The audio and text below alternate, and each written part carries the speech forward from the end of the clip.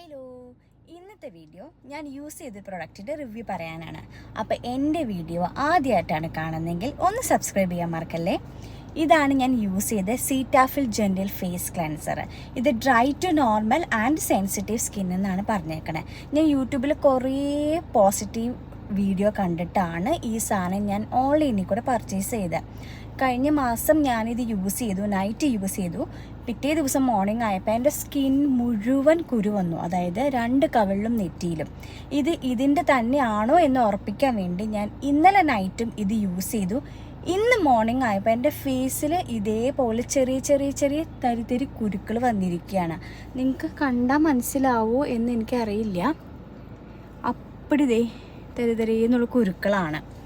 അപ്പോൾ ഇത് ഞാൻ യൂസ് ചെയ്ത രീതി ശരിയാണോ അതോ എൻ്റെ സ്കിന്നിന് ഇത് പറ്റായ്കയാണോ എന്ന് എനിക്കറിയില്ല.